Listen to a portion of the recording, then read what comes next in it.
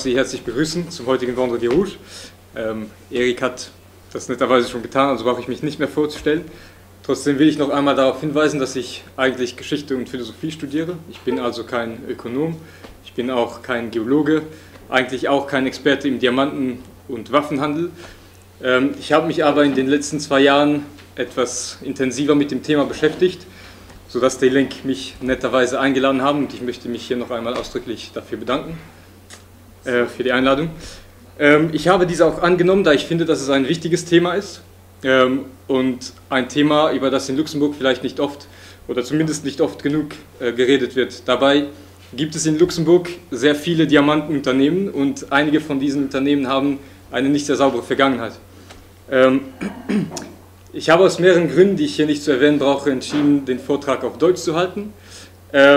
Obwohl es weder meine Muttersprache ist, noch wahrscheinlich die der meisten hier Anwesenden. Es wird nachher aber eine Fragen- und Antwortenrunde geben, und da können Sie Ihre Fragen natürlich auch auf Französisch, Englisch oder Luxemburgisch stellen. Oder in sonst irgendeiner Sprache, die ich verstehen kann.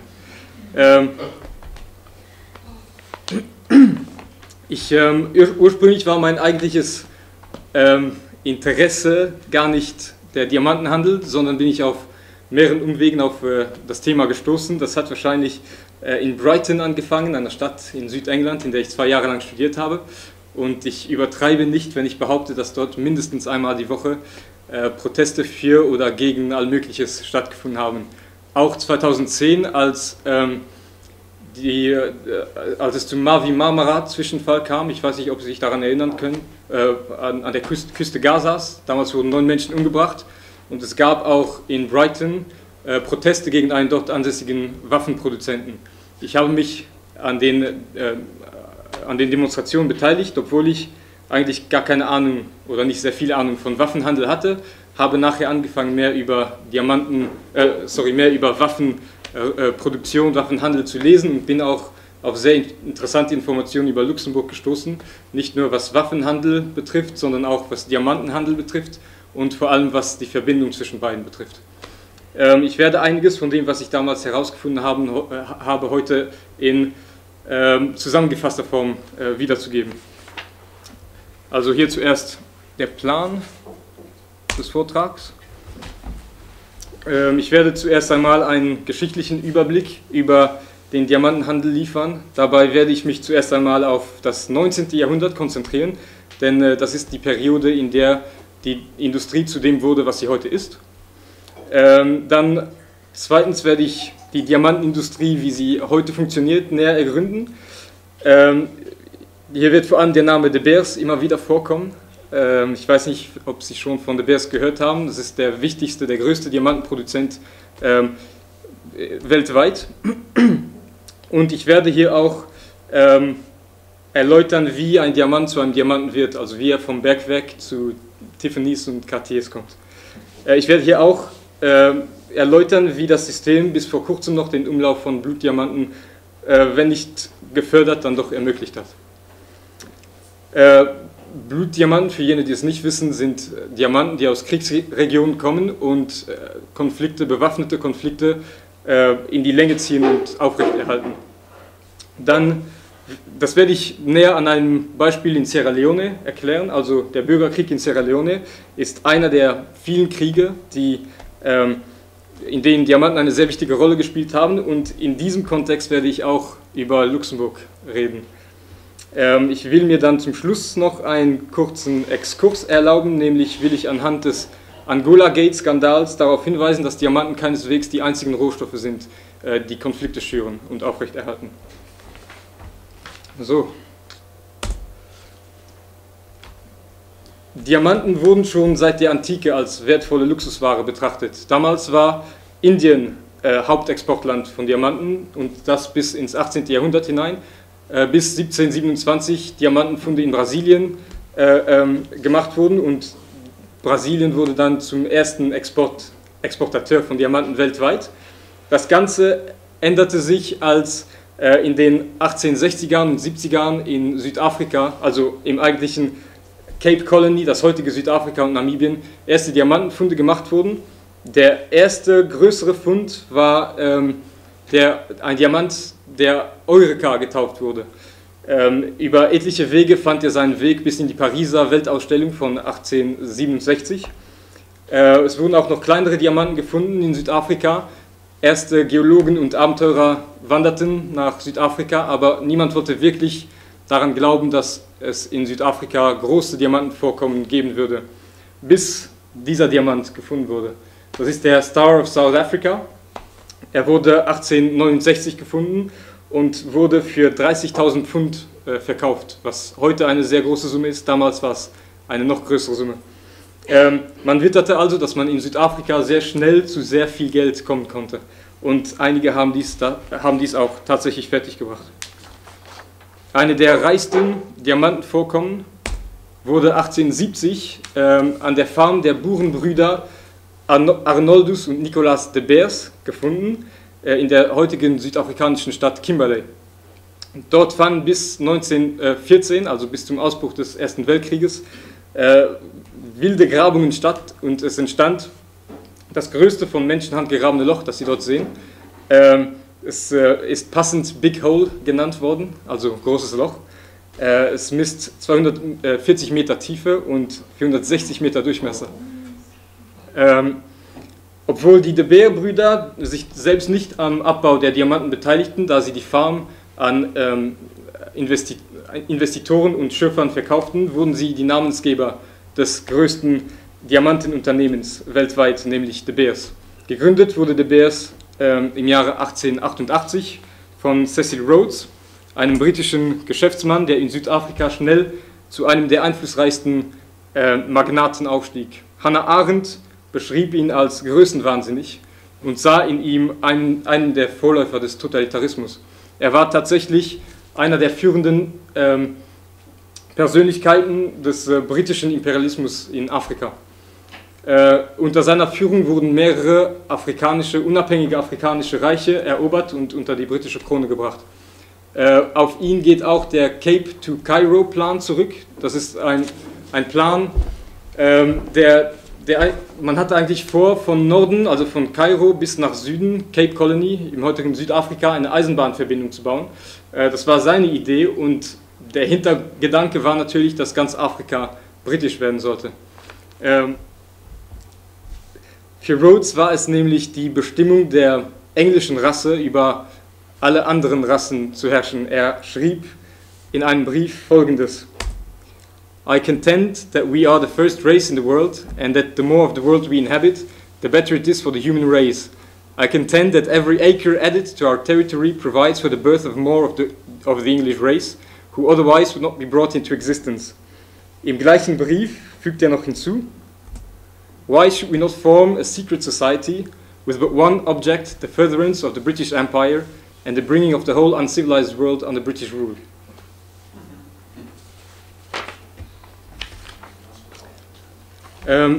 Dieses Ringen um Vorherrschaft richtete sich nicht nur gegen Nicht-Weiße, sondern ebenfalls gegen Weiße, wie zum Beispiel den Buren. Buren sind afrikanische Siedler deutscher und holländischer Abstammung. Und gegen sie führte Rhodes im Jahre 1899 einen Krieg, den sogenannten Zweiten Burenkrieg. Die eroberten Gebiete ließ er nach sich selbst in Süd- und Nordrhodesien umbenennen. Heute heißen diese Länder natürlich nicht mehr so, es sind Simbabwe und Sambia. Dieses Ringen um Vorherrschaft in Afrika wird oft als The Scramble for Africa beschrieben.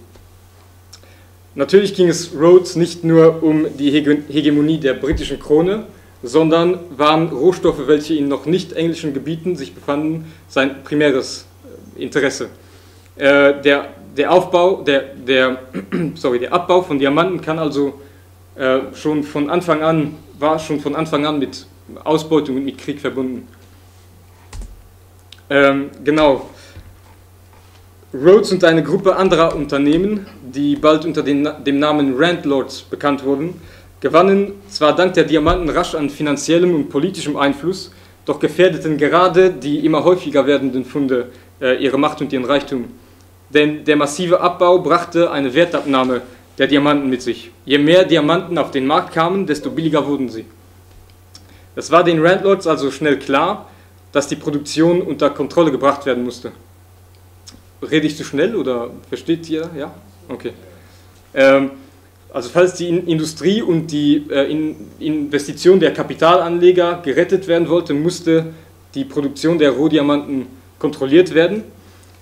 Und das ging nur mit einem Zusammenschluss aller Minen, aller Großkonzerne. Die Frage war nur, welcher Landlord würde die Kontrolle über dieses Konglomerat haben. Letzten Endes war es Cecil Rhodes und ihm gelang es, seinen Konkurrenten auszuschalten und alle Minen unter einen Dachverband zu bringen, an dessen Spitze er sich befand. Und das war die Geburtsstunde der De Beers Consolidated Mines. Unter Ernest Oppenheimer entwickelte sich das Unternehmen im Laufe des 20. Jahrhunderts immer mehr zu einem Kartell und ist es eigentlich bis heute geblieben. Denn De Beers existiert noch immer. Ich werde später noch mehr über De Beers im 20. Jahrhundert reden. Nicky Oppenheimer, der Enkel von Ernest Oppenheimer, hat ganz öffentlich und ohne viel Umschweife zugegeben, dass er der Chef eines Kartells ist und dass er auch nichts dagegen hat, sondern ganz im Gegenteil, dass er das auch noch fördern will. Er hat nämlich 1999 in einer Rede öffentlich zugegeben: I am the chairman of De Beers, a company that likes to think of itself as the world's best known and longest running monopoly. We set out as a matter of policy to break the commandments of Mr. Sherman. Auf Mr. Sherman werde ich noch zurückkommen. We make no pretense that we are not seeking to manage the diamond market, to control supply, to manage prices and to act collusively with our partners in the business. In der Tat kontrollierte De Beers zu seinem Höhepunkt, also zwischen 1930 bis 1980, mehr als 80% des Handels in Rohdiamanten.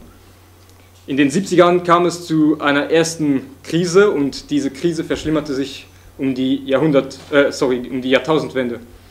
Nichtsdestotrotz ist De Beers noch heute der wichtigste Diamantenproduzent der Welt. Mindestens seit 1967 hat De Beers auch Sitze in Luxemburg. Seit 2000 befindet sich der Hauptsitz in Luxemburg.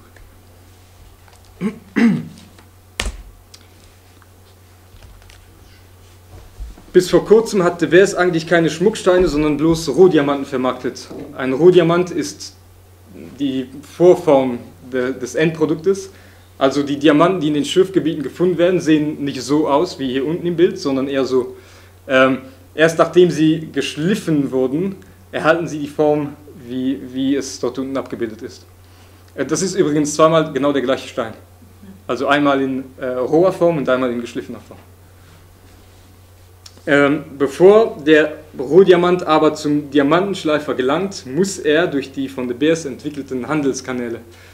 Wie ich schon erwähnt habe, kontrollierte De Beers zu seinem Höhepunkt 80%, sogar mehr als 80% der weltweiten Rohdiamantenproduktion. Um die Kontrolle bewahren zu können, wurde ein ausgeklügeltes System entwickelt, das sowohl die Minen als auch die Schleifer an De Beers binden würde. Wie schon zu Zeiten Cecil Rhodes kauft De Beers heute noch, so gut es kann, alle neu entdeckten Minen auf, respektive alle Rohdiamanten, die nicht aus Minen stammen, die nicht schon im Besitz von De Beers sind. Und alle diese Rohdiamante, das heißt die aus den eigenen Minen und die aufgekauften, werden dann nach London gebracht, wo sich die auch De Beers gehörige Central Selling Organization befindet. Das heißt in anderen Worten, dass mehr als 80% der weltweiten Rohdiamantenproduktion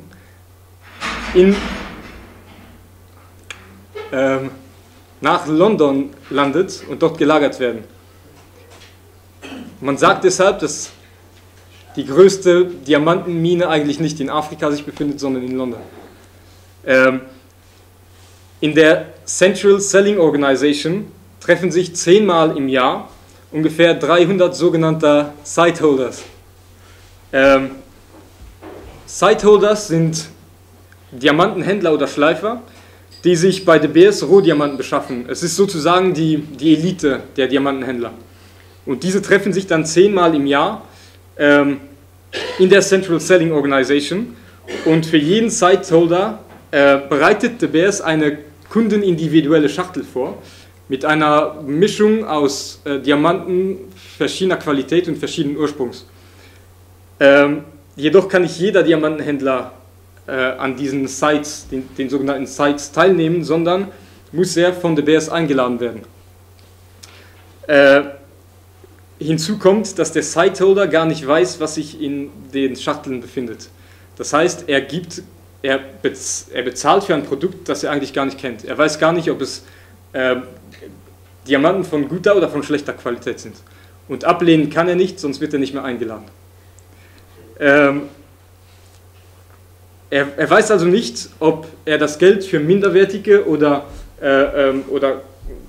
hochqualitative Diamanten ausgibt, aber was genau bedeutet es, einen hochqualitativen Diamanten zu kaufen? Was sind die Faktoren? In der Branche gibt es 4 Faktoren, die die Qualität eines Diamanten bestimmen, und die Gewerbetreibenden sind diese Faktoren auch noch als die 4 Cs bekannt. Das wären dann erstens auf Englisch Carat, also Karat. Ein Karat ist eine Gewichtseinheit für die Masse von Edelsteinen und entspricht 0,2 Gramm. Dann zweitens Clarity, Reinheit.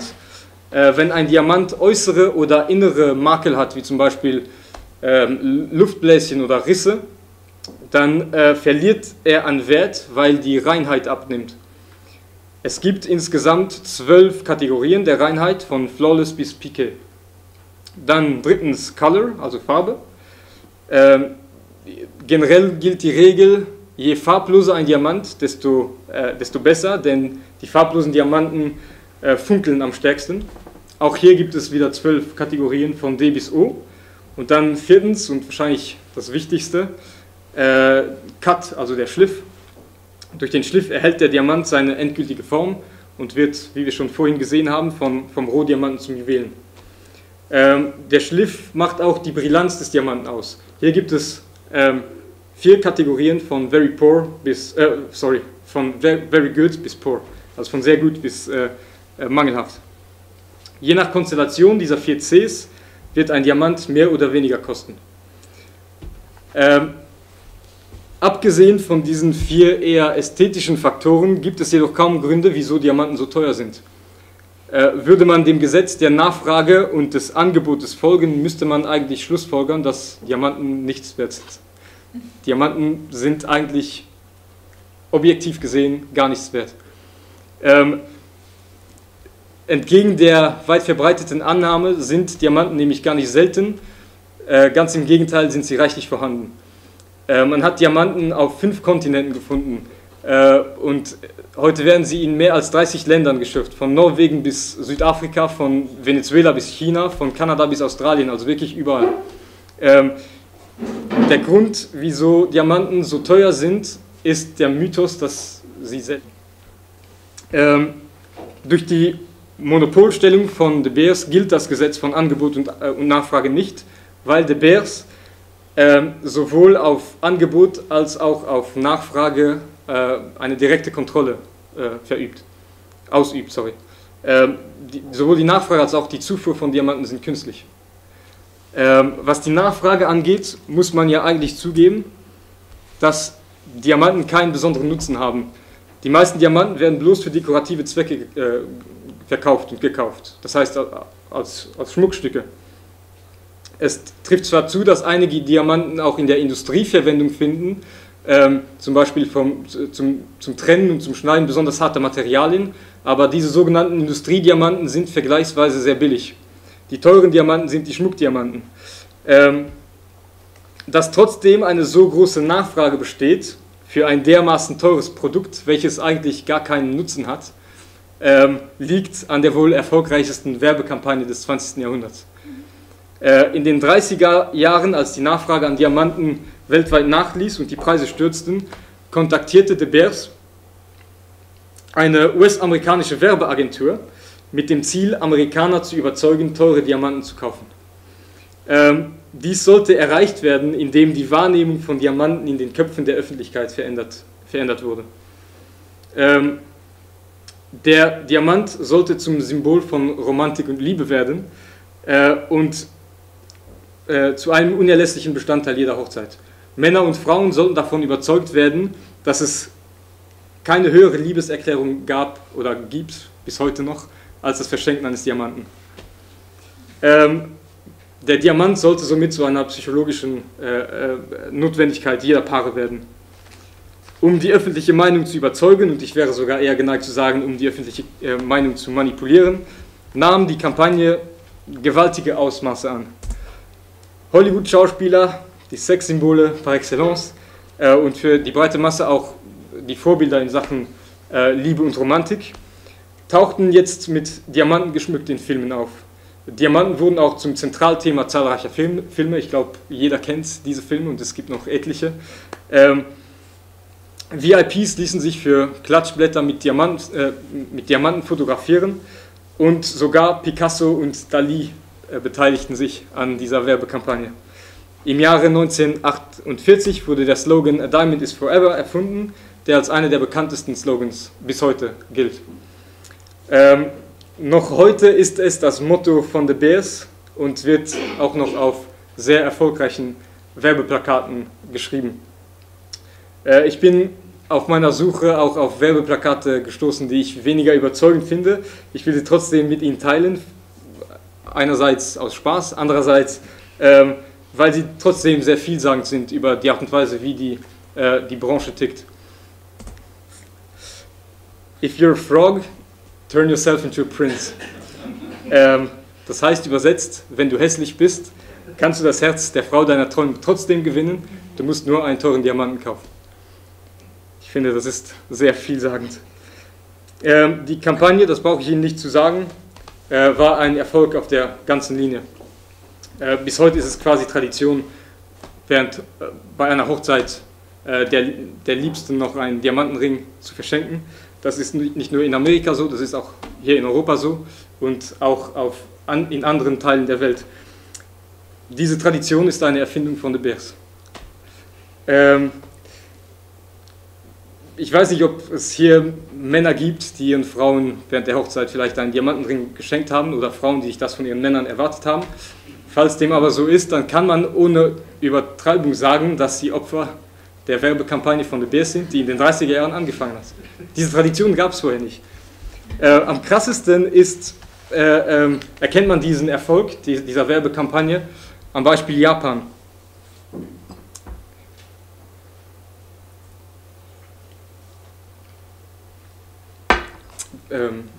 Bist du? Okay. Also am Beispiel Japan. In Japan startete De Beers nämlich 1967 ebenfalls eine Werbekampagne dieser Art. Nur dass Diamanten nicht nur zum Symbol der Liebe wurden, sondern auch zum Symbol des Westens, zum Symbol der Moderne, des Fortschrittes. Und im traditionellen Japan gab es 1968 noch keinen solchen Brauch, zur Hochzeit einen diamantengeschmückten Hochzeitsring zu verschenken. 14 Jahre später besaßen 60% der verheirateten Japanerinnen einen Diamantenring. So viel zur Nachfrage. Was das Angebot angeht, so habe ich schon erwähnt, dass De Beers mehr als 80% der Rohdiamantenproduktion kontrollierte. Und diese Rohdiamanten wurden in London gelagert. Das gab De Beers eigentlich ein Monopol, was die Ausfuhr von Rohdiamanten anbelangt. Wenn De Beers die Preise erhöhen wollte, stoppte es einfach die Ausfuhr, ließ die Diamanten in London lagern und wegen dieser künstlichen Knappheit stiegen die Preise. Falls die Preise aber jetzt so hoch waren, dass der normale Verbraucher keine Diamanten mehr kaufen konnte, brachte De Beers neue Diamanten in Umlauf, die Preise fielen und die Kunden kauften. So schaffte es De Beers, die Preise eines eigentlich nutzlosen Produktes, welches in der Natur reichlich vorhanden ist, permanent hochzuhalten.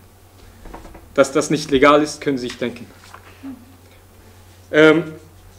Schon Cecil Rhodes und die anderen Landlords hatten aber erkannt, dass es einer Kontrolle der Diamantenausfuhr bedarf, um zu verhindern, dass der Markt mit Diamanten überflutet wird und dass der Preis sinkt.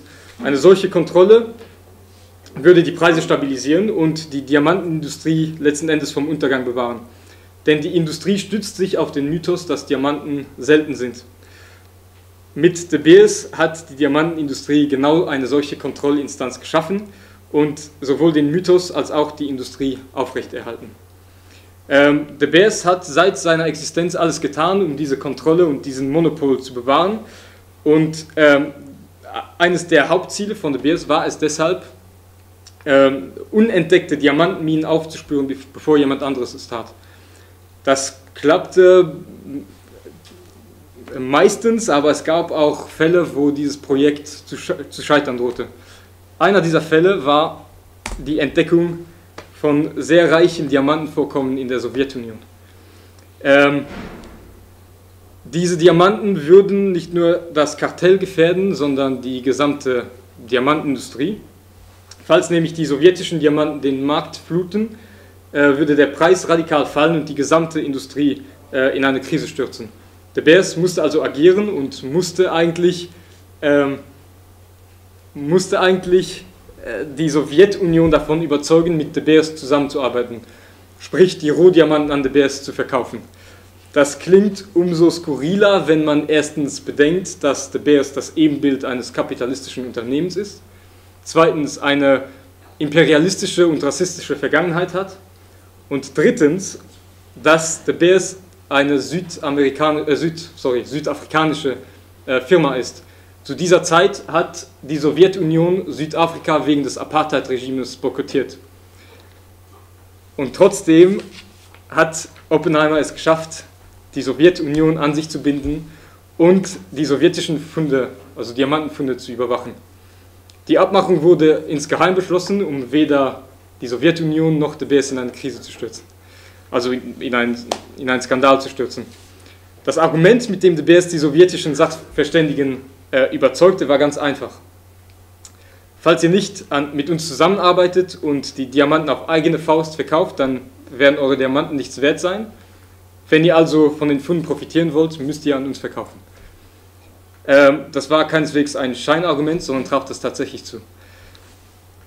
Solange es keine Konkurrenz gab und Preisfluktuationen vom Kartell kontrolliert wurden, behielt der Diamant seinen Wert. Und so gelangte es De Beers, sein Monopol auch in dieser Krise zu bewahren. Die Kartellstruktur stellte die Firma aber vor gewissen Schwierigkeiten in den Vereinigten Staaten, wo es seit 1890 den West Sherman Antitrust Act gibt. Dieser verbietet es auf dem US-amerikanischen Markt, dass sich auf dem US-amerikanischen Markt Monopolstrukturen bilden. Also Trust ist ein anderes Wort für Kartell und somit sind Kartelle, also Monopole, in den USA gesetzlich verboten, übrigens auch in Europa. De Beers hat trotzdem indirekt Rohdiamanten nach Amerika verkauft, weil es an US-amerikanische Sightholders außerhalb von Amerika mit Rohdiamanten belieferte. De Beers wollte aber unbedingt auch innerhalb der USA direkt Fuß fassen. Ich kann wieder auf die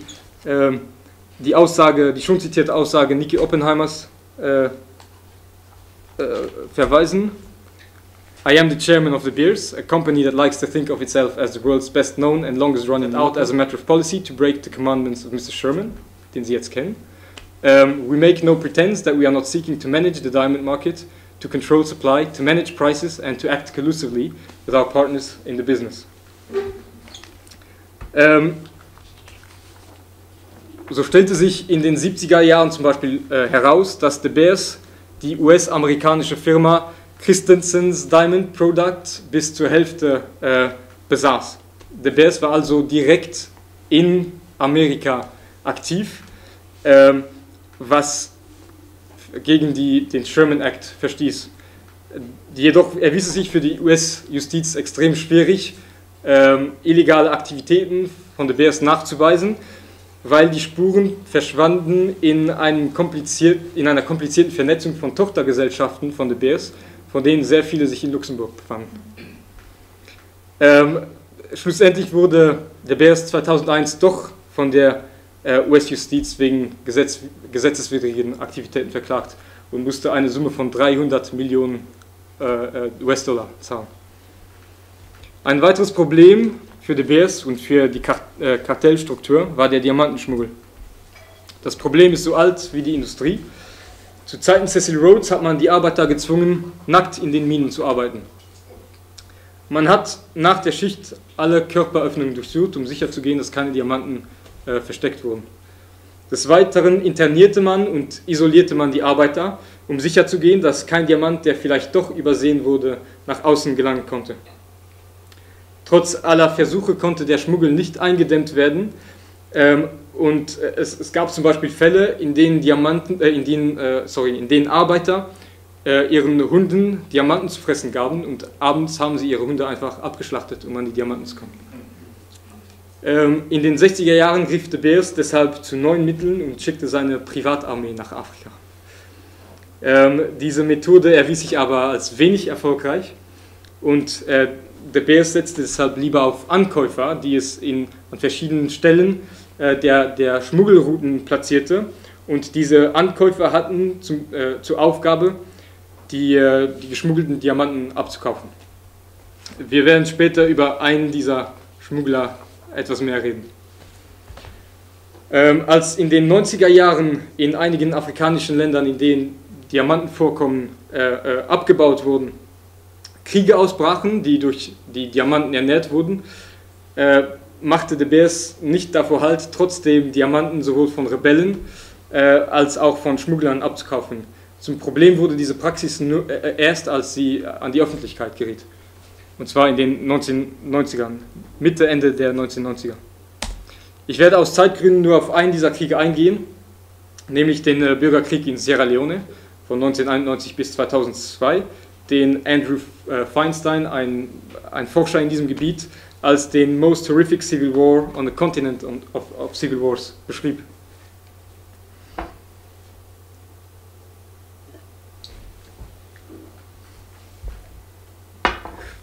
Das war meine.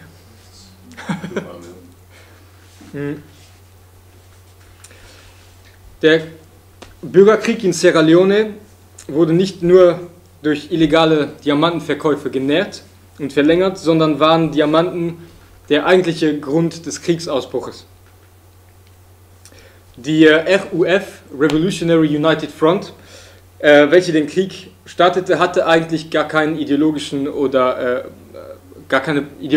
politischen Motive.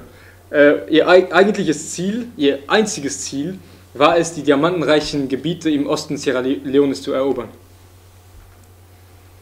Unterstützt wurde die RUF von Charles Taylor, einem liberianischen Kriegsherrn, der 2 Jahre zuvor, also 1989, in Sierra Leones Nachbarland Liberia einen Bürgerkrieg auslöste, um an die Macht zu gelangen.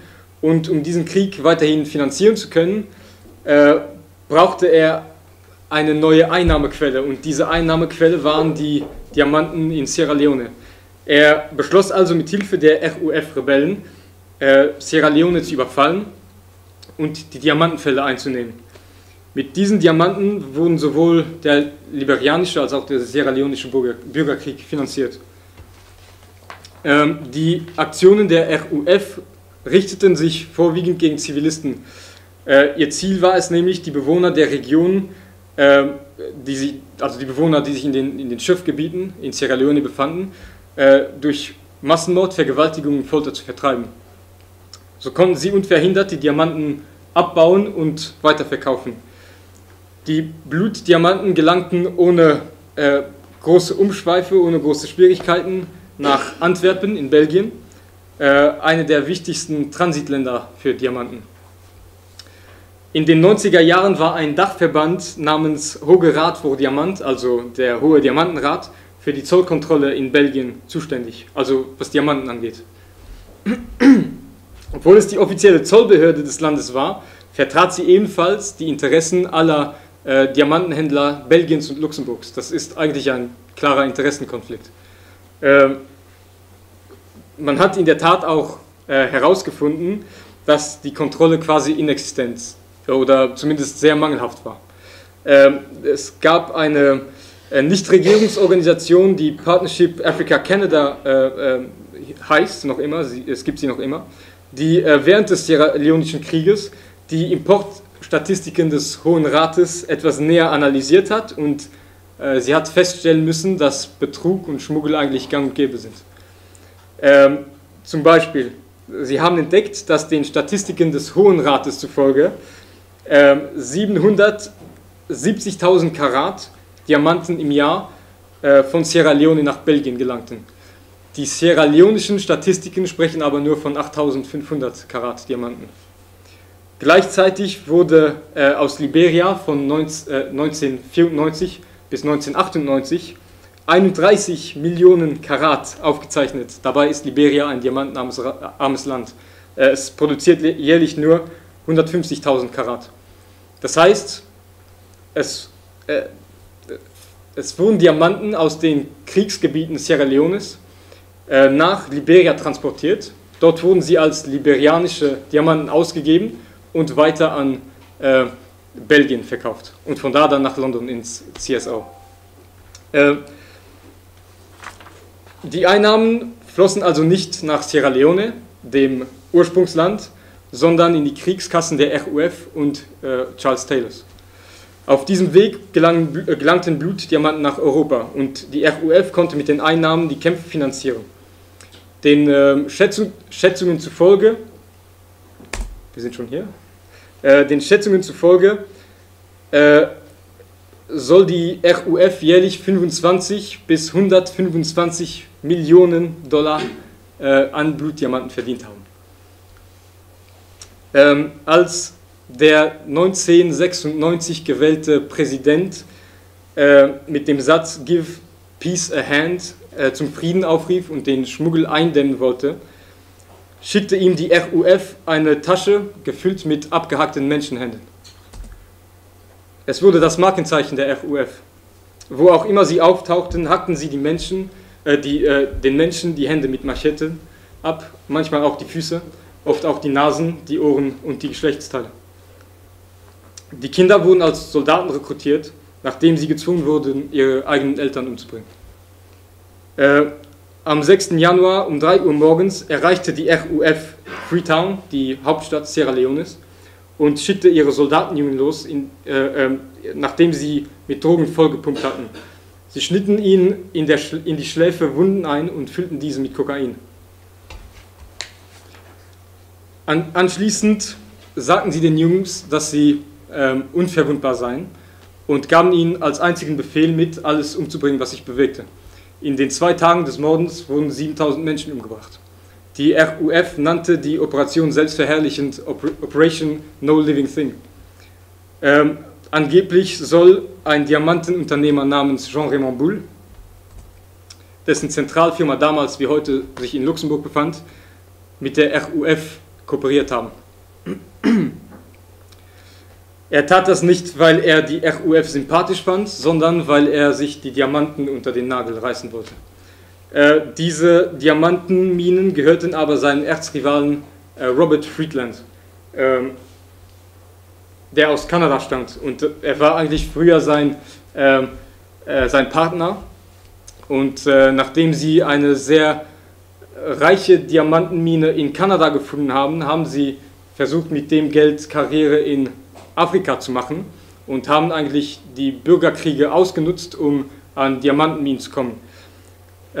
Robert Friedland hat die Diamantenminen in Sierra Leone durch die Sierra Leonische Regierung erhalten, nachdem er seine private Söldnerfirma nach Sierra Leone geschickt hat, um die Regierung zu unterstützen. Deshalb hat Bull, um seinen Rivalen zu destabilisieren, die RUF unterstützt. Also man kann in diesen Konkurrenzkämpfen um die afrikanischen Ressourcen sehr klare Parallelen zu zum Scramble for Africa im 19. Jahrhundert sehen. Die Politik der westlichen Unternehmen heute oft als New Scramble for Africa bezeichnet. Ich kann nicht wirklich auf Jean-Raymond Boule eingehen. Er hat nämlich genau das Gleiche im Kongo getan. Dort hat er die AFDL-Rebellen unterstützt. Er hat sie finanziell und auch logistisch unterstützt und Als Gegenzug erhielt er den Monopol im Diamantenabbau in den von der AFDL besetzten Gebieten im Kongo. Wer mehr dazu erfahren möchte, kann in der Forumausgabe diesen Monats mehr dazu lesen. Während Bull also angeblich persönlichen Kontakt mit den RUF pflegte, hat ein anderer Diamantenhändler, der ebenfalls in Luxemburg ansässig war,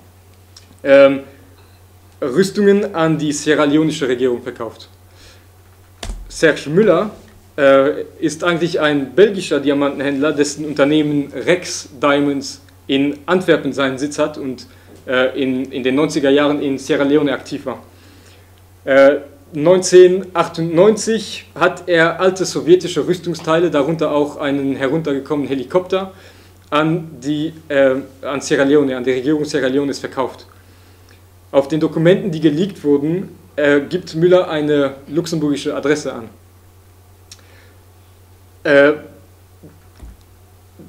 Als der Deal auftauchte, versicherte Müller, dass seine Waffenhändleraktivitäten nichts mit seinen Diamantenhändleraktivitäten zu tun haben, um zu unterstreichen, dass er nicht oder dass Rex Diamond nicht mit Blutdiamanten handelte.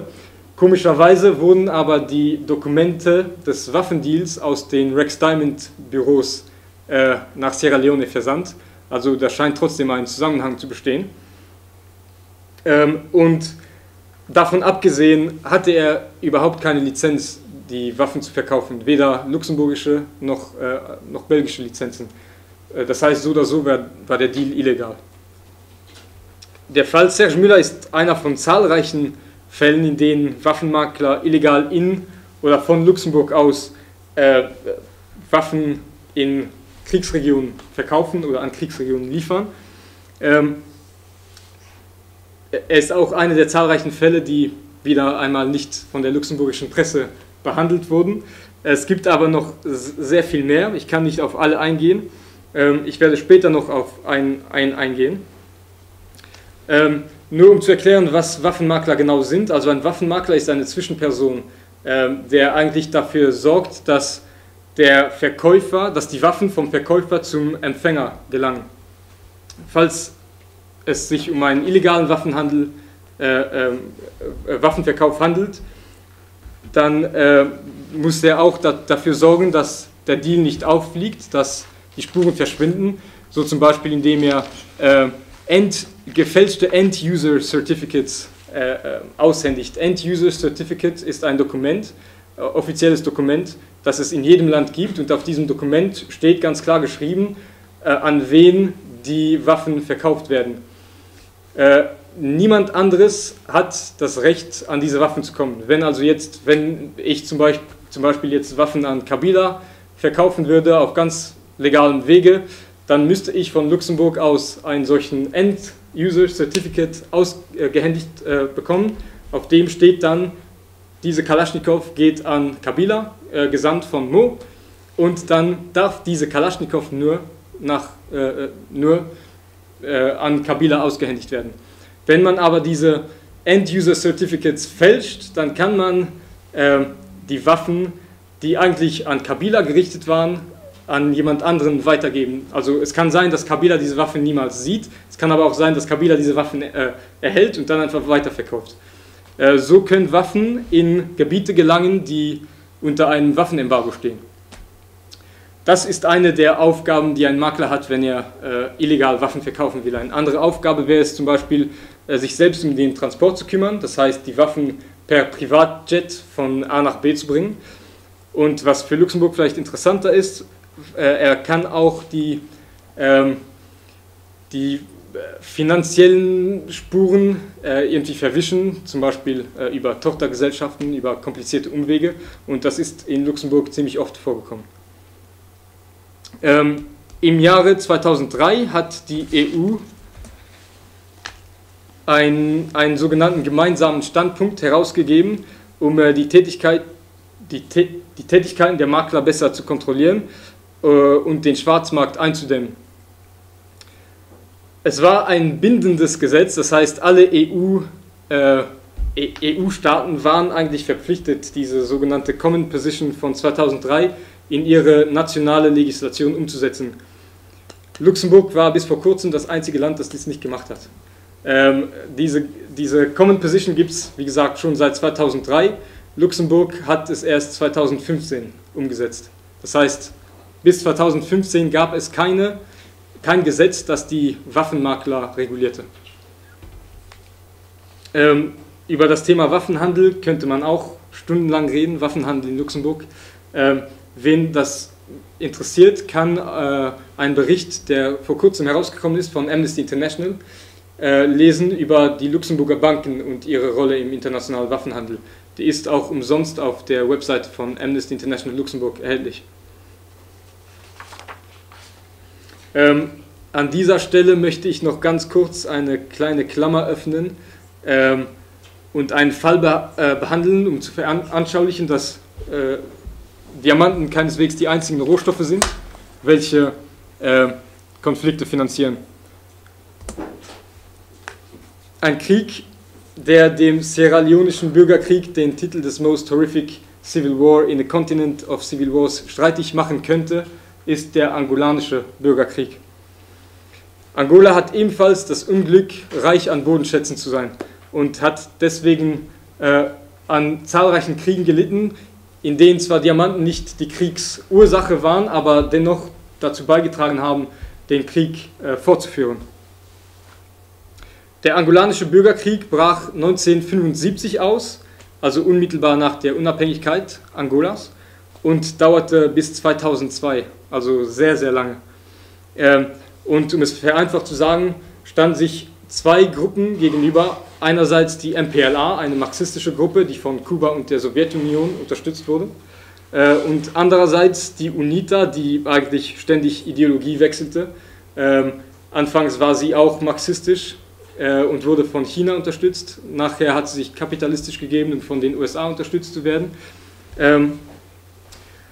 Als aber die Sowjetunion aufgelöst wurde, waren beide Parteien unter Geldnot, weil weder die Sowjetunion, die ja nicht mehr existierte, noch die USA bereit waren, die MPLA oder die UNITA zu finanzieren. Die USA, die eigentlich anfangs die UNITA unterstützte, liebäugelte jetzt mit der MPLA, die in der Regierung war und auch die Ölfelder kontrollierte. Was die UNITA also tat, ist, sie hat die Diamanten einfach an De Beers weiterverkauft und hat sich damit Millionen verdient, und mit diesen Millionen hat sie Waffen gekauft, mit denen sie den Krieg fortführen konnten. Die Regierungspartei MPLA hingegen hat Öl verkauft.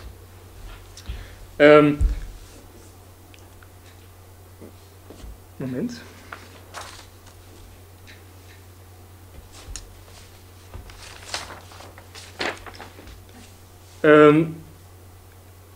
Mittels zweier Makler hat die Regierung, also die MPLA, Waffen von Bulgarien über Frankreich nach Angola bestellt. Als der Deal aufgedeckt wurde, kam es zu einem sehr großen Skandal in Frankreich, dem sogenannten Angola-Gate-Skandal, weil man herausgefunden hat, dass zahlreiche Politiker, so unter anderem Mitterrand Junior, also der Sohn von François Mitterrand, darin verwickelt war. Man hat auch herausgefunden, dass sehr viele Schmiergelder flossen, nicht nur an Politiker, sondern auch an Geschäftsmänner. Und eine der zentralen Figuren der Angola-Gate-Affäre war Arkadi Gaidimak. Also den ersten, der im Vordergrund, nicht im Hintergrund. Dieser Gaidimak hatte zur Zeit des Skandales zahlreiche Unternehmen in Luxemburg, von denen man eigentlich gar nicht genau weiß, was deren Zweck ist, was genau die verkaufen, was genau die bieten. In der Tat soll in Luxemburg das Geld der Angola-Gate-Affäre gewaschen worden sein.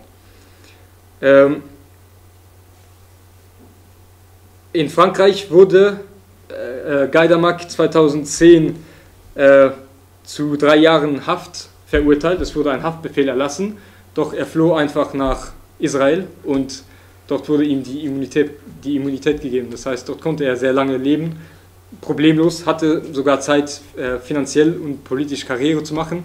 Er trat nämlich 2008 für den Posten des Bürgermeisters von Jerusalem an, obwohl ein Haftbefehl auf ihn erlassen wurde.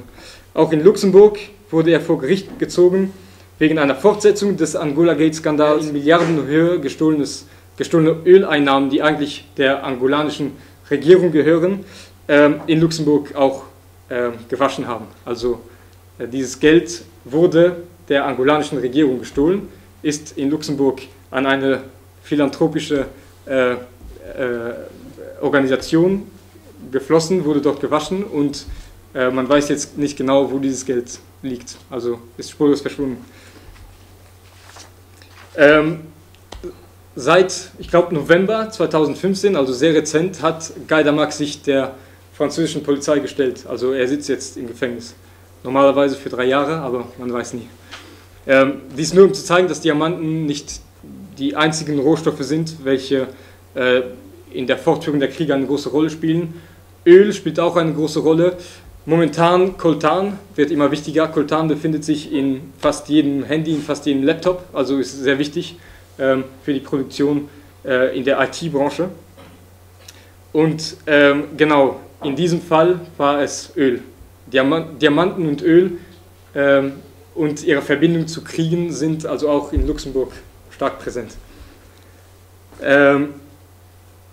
Ich hoffe, es ist mir gelungen, also das ist jetzt der Schluss.